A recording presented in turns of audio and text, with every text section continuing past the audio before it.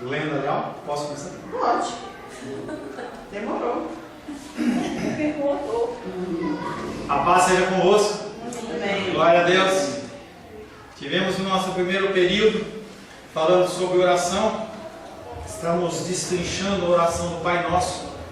Essa semana entraram em contato comigo, pedindo para colocar no site dele, no outro site, o link das mensagens que a gente prega aqui na igreja, as mensagens devocionais, para poder abençoar outras vidas.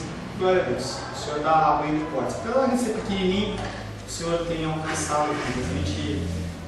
Ontem eu fui dar aula lá em Planaltina, fui cobrir um professor que teve uma dificuldade, e aí eu fui falar lá na curva, falei assim, se quiser ouvir um pouco sobre mansidão, aí o irmão de lá do fundo falou assim, www.igrejacristãsemedievida.com.br. Interessante, né?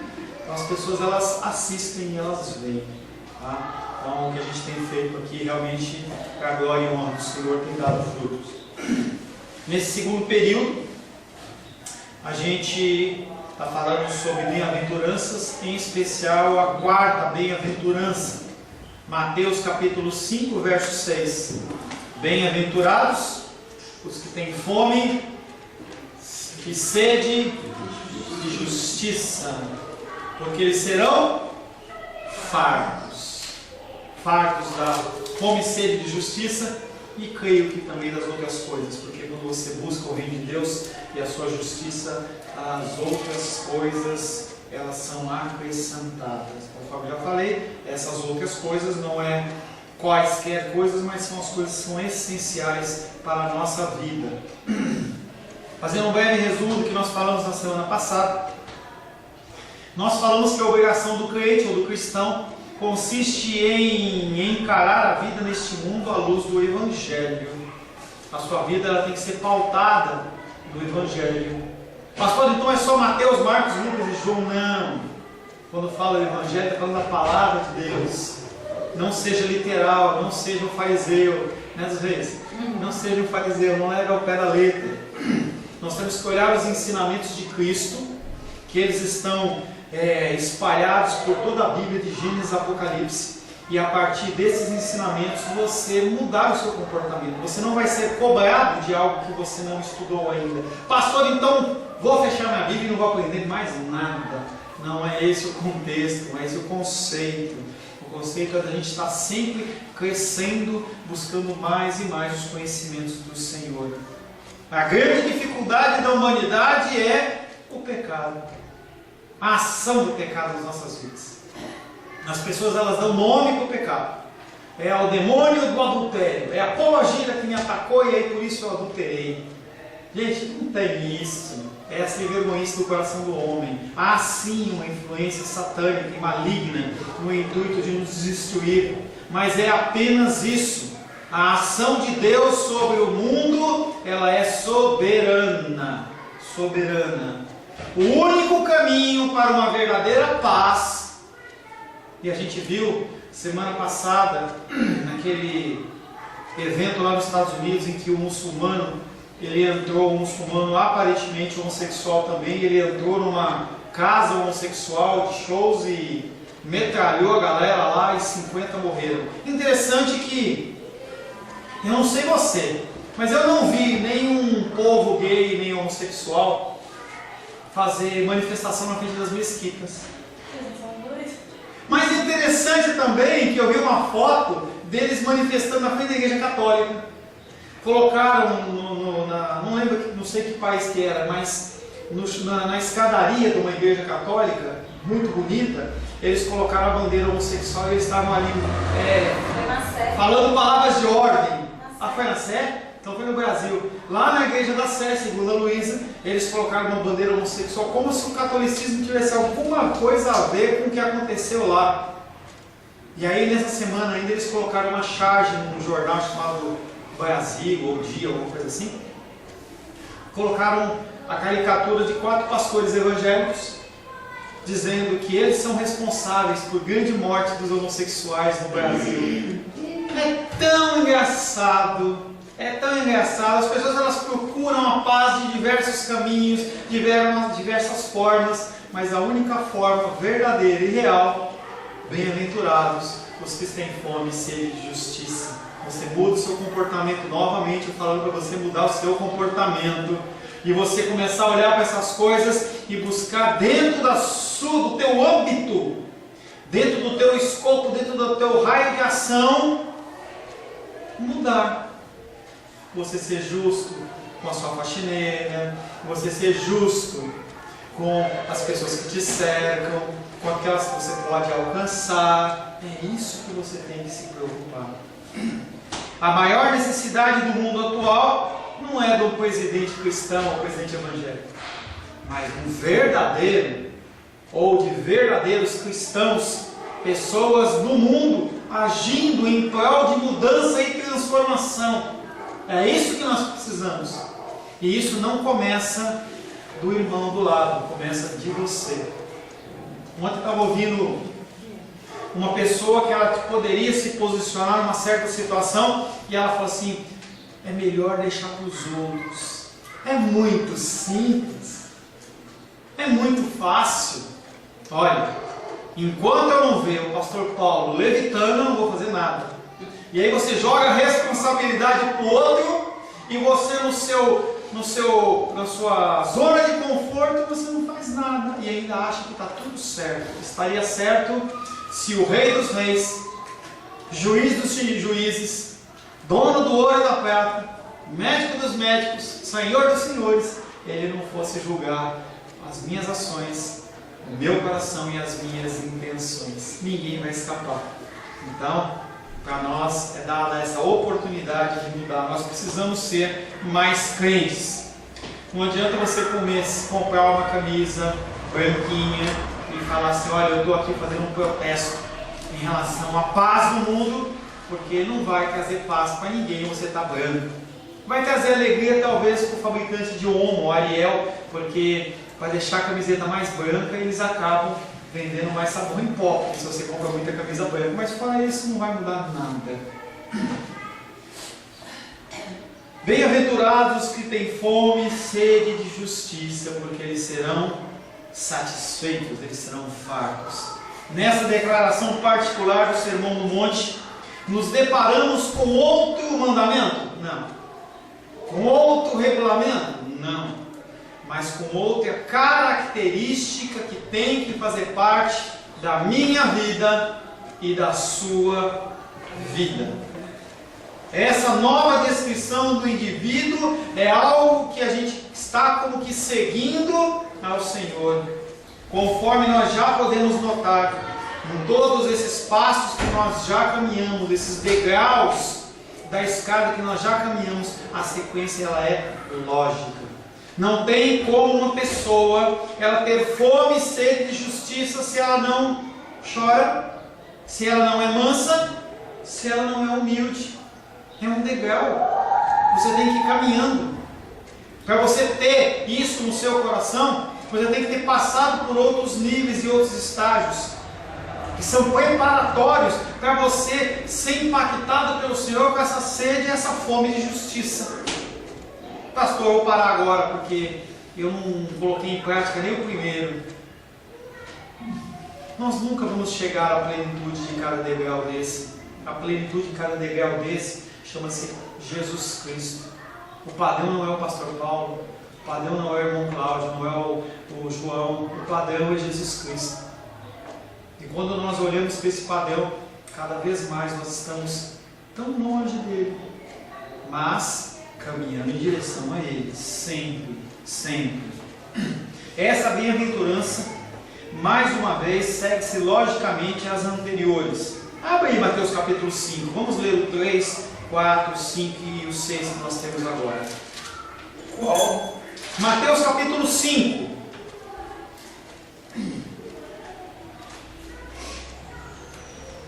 Mateus capítulo 5. A dos Reis vai ler o verso 3. A Glendinha vai ler o verso 4. A Luísa vai ler o verso 5. E a Rosângela ler o verso 6. Pode? Pode. Bem-aventurados os humildes de espírito, porque deles é o reino dos céus. Bem-aventurados os humildes de espírito, porque deles é o reino dos céus. 4. Bem-aventurados que choram, porque serão consolados. Oh, necessidade de ser consolado. Chora antes, filho, filha. Verso 5. Bem-aventurados os mansos, porque herdarão a terra. Os mansos herdarão a terra. Acalma o seu coração. E finalmente, verso 6. Bem-aventurados os que têm fome e sede de justiça, porque serão fartos. É por uma sequência como essa que você vai caminhando que nós deveríamos, através do Espírito Santo, sermos agradecidos a Deus, porque você não consegue fazer isso por sua conta. Deus sabe disso. Por isso Jesus Cristo fala: importa que eu vá, para que venha o outro Consolador. Ele vos convencerá do pecado, da justiça e do juízo. Se não fosse o Espírito Santo, só tirar o som do meu aqui, que eu fiz um negócio com o irmão Cláudio aí, acabou ficando o som ligado, captando aqui. Se não fosse através do Espírito Santo, a gente ia viver em trevas o resto da vida. É Ele que olha para você e fala assim: você está errado. Porque eu posso falar. Se o Espírito Santo não te constranger, perdeu o seu tempo. Você podia ter ficado visto um desenho na televisão que ia ser mais proveitoso.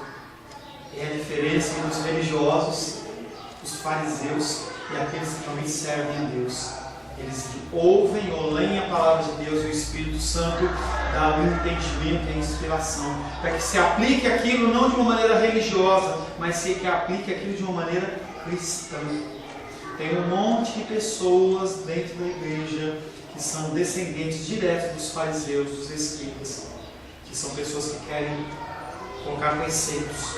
E eu respeito os mandamentos das igrejas, mas eu mandar você usar saia em vez de calça, você pode fazer o cabelo comprido, curto, preso ou não preso, não vai mudar a tua espiritualidade, mas as pessoas elas querem controlar de alguma maneira.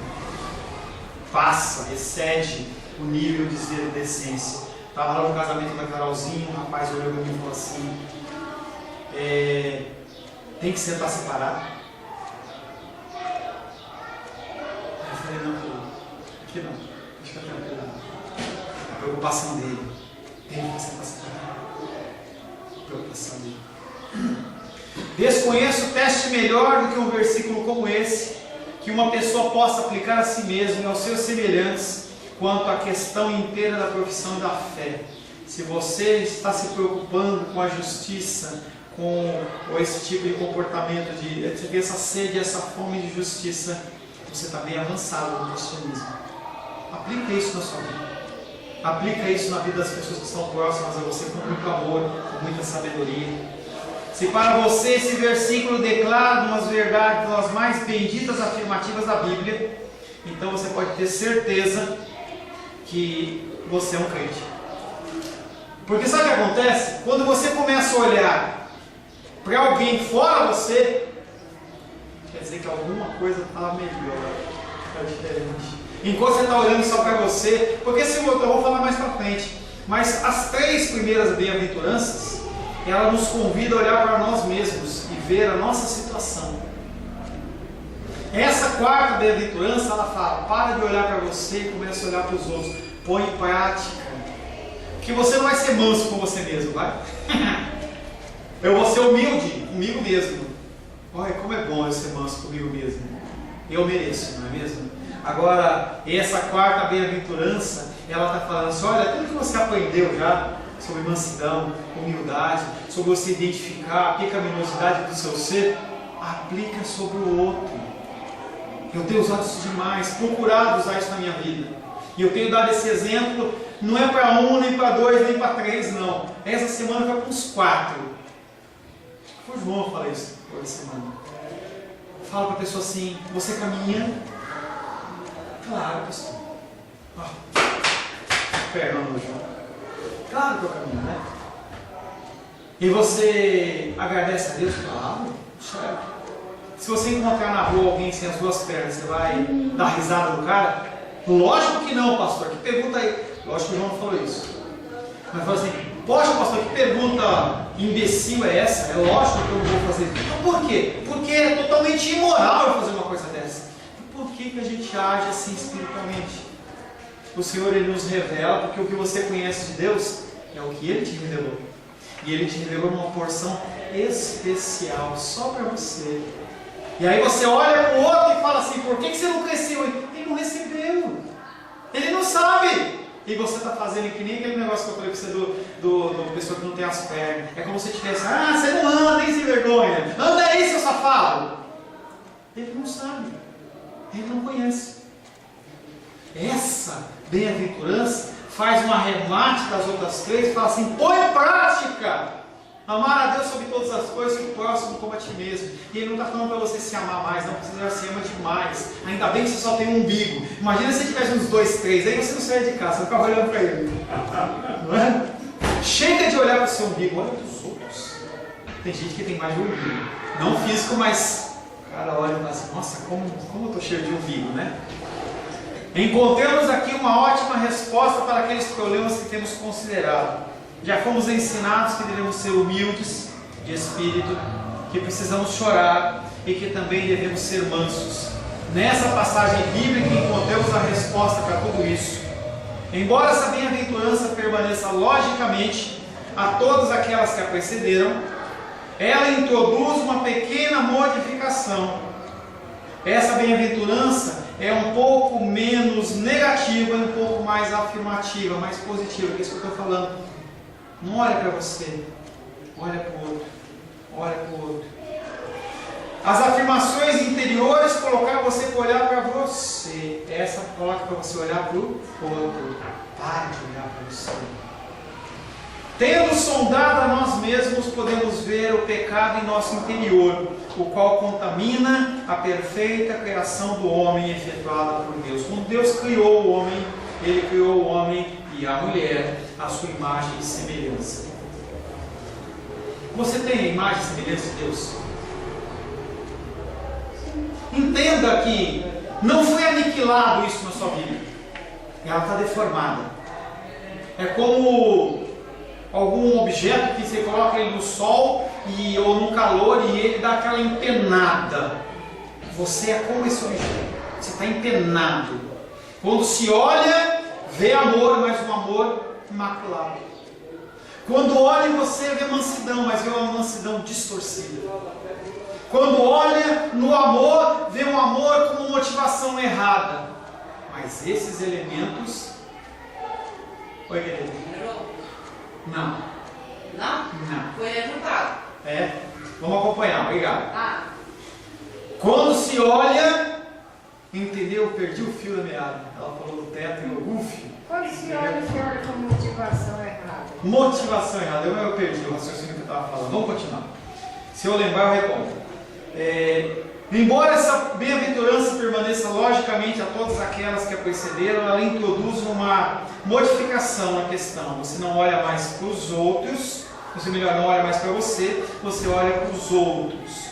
Temos sondado a nós mesmos e vemos o pecado no nosso interior. Aleluia, falando do negócio torto. Nós temos o elemento do amor em nós. Nós temos o elemento da mansidão em nós.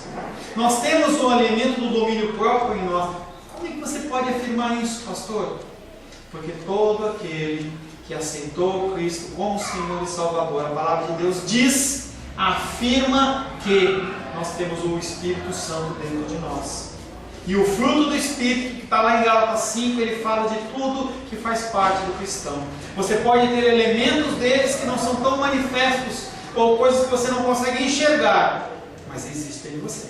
Porque nós fomos feitos a imagem e semelhança de Deus. E Ele tem todos esses atributos e muito mais ainda, né? Mas eles estavam mortos, eles estavam totalmente inexistentes na nossa vida até o momento que o Espírito Santo veio e regenerou-nos, a partir do restabelecimento da comunhão entre o espírito do homem caído, morto, e o Espírito de Deus. Nosso espírito ele é regenerado. Então essas coisas elas estão em você. Então você fala assim, olha, eu sou um crente pavio curto. Muda isso. Porque sim, você tem a mansidão do Senhor no teu coração. E uma coisa que eu identifico bem em aconselhamento bíblico, a primeira coisa que você tem que identificar é que você tem um problema. Para você ir no médico, você não vai chegar lá no médico e falar assim, olha, eu marquei uma consulta, doutor, o que você está sentindo? Não sei. Mas, você marcou a consulta? Marquei. Você está aqui no consultório? Estou. O que você está sentindo? Não sei. Olha para o seu interior a partir da ótica da palavra, do que você já conhece, não do que você não conhece. A partir do que você já conhece e você identifica o que é que está faltando de crescimento em você. Vai em Gálatas 5, olha lá o fruto da carne e fala assim, isso está manifestando, eu preciso tirar isso da minha vida. Olha para o fruto do Espírito e fala assim, isso não está aparecendo aos olhos luz das pessoas, eu preciso modificar isso. E você começa a trabalhar, Deus me ajuda, porque você não consegue fazer isso por conta própria. Uma pessoa, ela vai nos alcoólicos anônimos, eu não estou tirando o mérito disso, mas aí a pessoa começa todo um processo, segundo ele. O primeiro é reconhecimento que a pessoa bebe, que a pessoa é alcoólatra. E aí eles começam um processo psicológico para ver se altera alguma coisa, mas na verdade não vai alterar coisa nenhuma. A pessoa, quando ela passar num bar, quando ela passar na frente de um lugar, ou alguém lhe oferecer alguma coisa, ela simplesmente não vai conseguir resistir. Não vai conseguir resistir. Nós precisamos do Espírito Santo.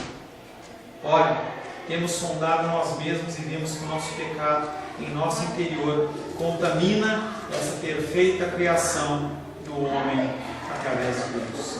Em seguida, vemos o delineamento da mansidão e tudo que por ela é representado.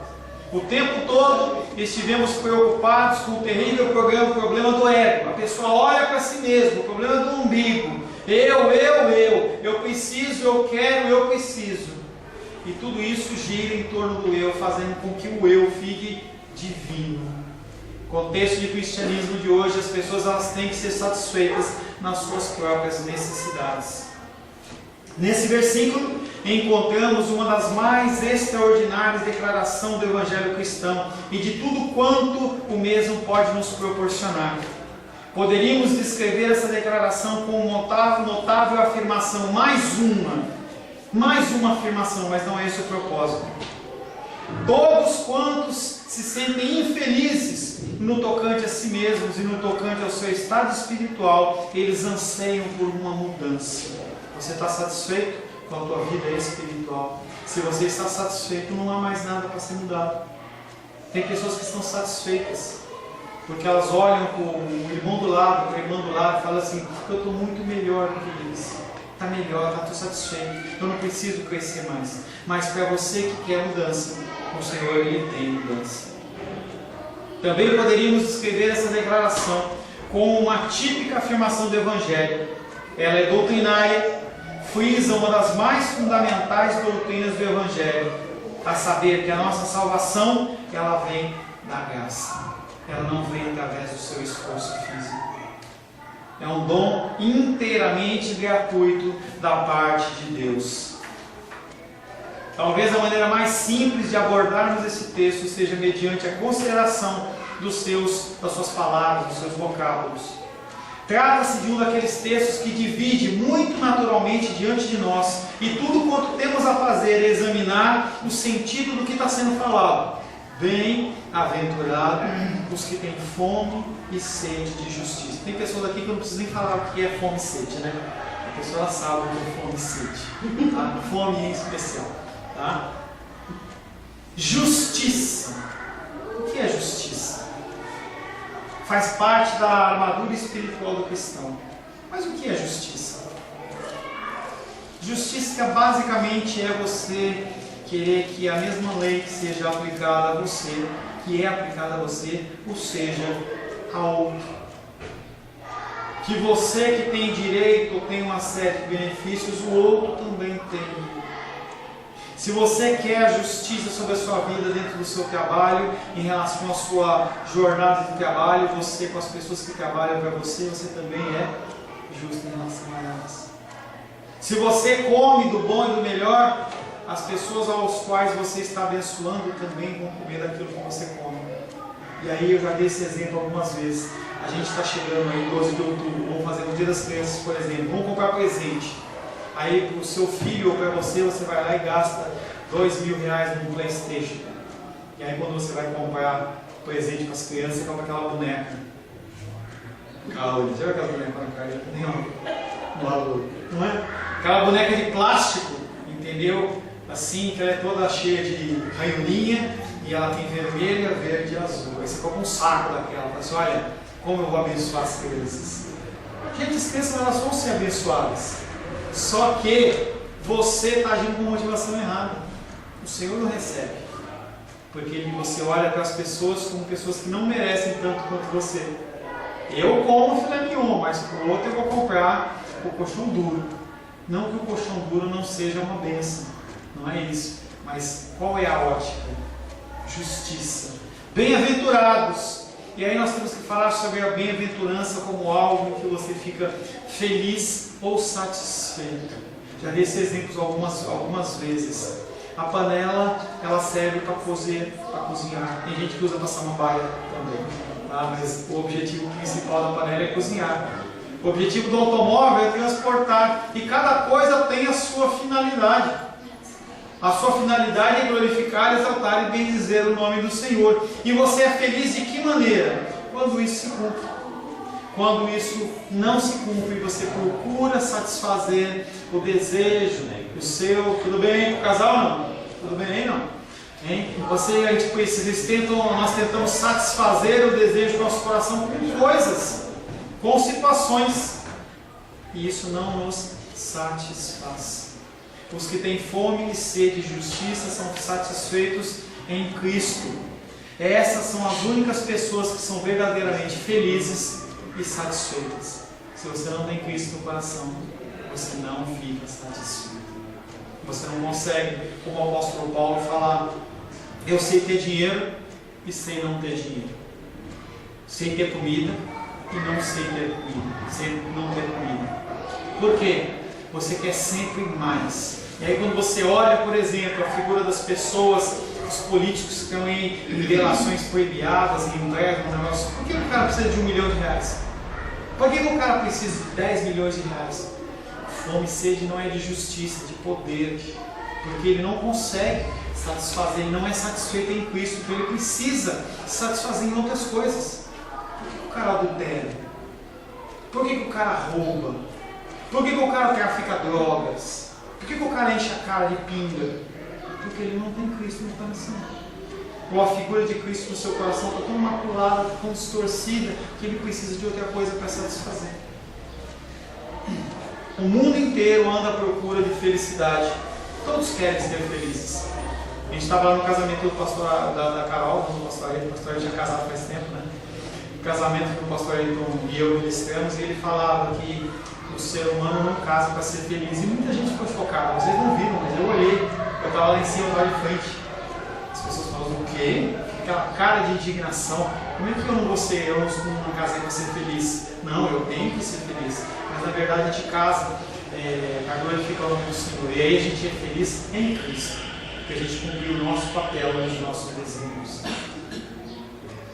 Entretanto, a grande tragédia do mundo é que, embora a humanidade se concentre tanto na busca para a felicidade, jamais consegue encontrá-la. Eu vi esses dias uma propaganda da Vivo, e aí a Vivo perguntava assim: você quer trocar de smartphone todo ano? Aí fica aquele silêncio, né? O cara fala assim: claro que eu quero, né? Então você vai pagar apenas 12 parcelinhas de R$ 1.250 para que você, mais o plano Vivo pós-controle, top, mega, hiper, de não sei quantos tal. E aí você vai ter todo ano aqueles celulares zero. O celular que vai fazer a mesma função do outro. Não estou dizendo que está com o celular derrapado ou não é isso que eu estou falando. Estou falando que o ser humano ele acaba querendo trocar esse desejo. Eu preciso trocar do meu celular todo ano, porque se eu não trocar, eu não fico satisfeito. Quando a gente vê, por exemplo, as inaugurações ou o lançamento de um celular novo da Apple ou da Samsung, alguma coisa assim, ou um jogo novo, as pessoas lá nos Estados Unidos passam a noite na fila. Aquele frio desgraçado. 3 graus negativo, e o cara na fila, o cara tá lá na fila, porque ele quer ser o primeiro, ele não quer ser qualquer um, ele tem que ser o primeiro. O cara mata se ele tiver que ser o primeiro. E a hora que ele sai com o aparelho na mão, assim, como se fosse um grande troféu.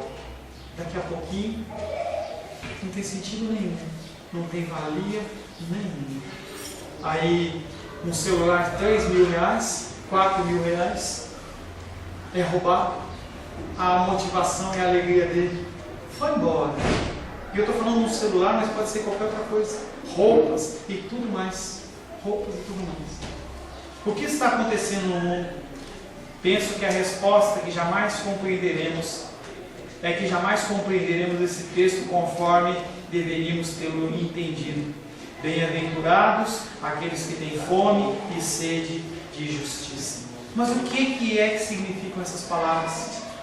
Me permita expressar de uma forma negativa, primeiramente. Não convém que tenhamos fome e sede de alguma bênção. E as pessoas morrem de desejo e de vontade de receber a bênção. Campanhas, elas levam as pessoas a buscarem a satisfação na bênção. Quando nós lemos o texto lá de Êxodo, em que as pessoas fizeram, os israelitas fizeram o bezerro de ouro, a gente fica indignado. Mas a gente faz a mesma coisa com a bênção. É a campanha da bênção lá, da bênção do C, da bênção D, campanha da bênção, da bênção, da bênção, da bênção, afinal de contas eu preciso, eu quero, e o meu eu tem que ser satisfeito. Os cristãos, eles não são mais encontrados como pessoas que vão à casa de Deus para adorar. Eles vão à casa de Deus para serem satisfeitos. Como se você sentasse numa lanchonete, como se você sentasse numa churrascaria e alguém trouxesse o cardápio para você e você falasse para eles: olha, eu quero comer isso, isso e isso. São os cristãos de hoje, consumidores. Bem-aventurados aqueles que têm fome e sede de justiça. Eu estou falando de churrasco, e os barriguinhas começam a ficar todas elas mexidas. Ora, o que todo mundo anda fazendo é precisamente isso, buscando felicidade.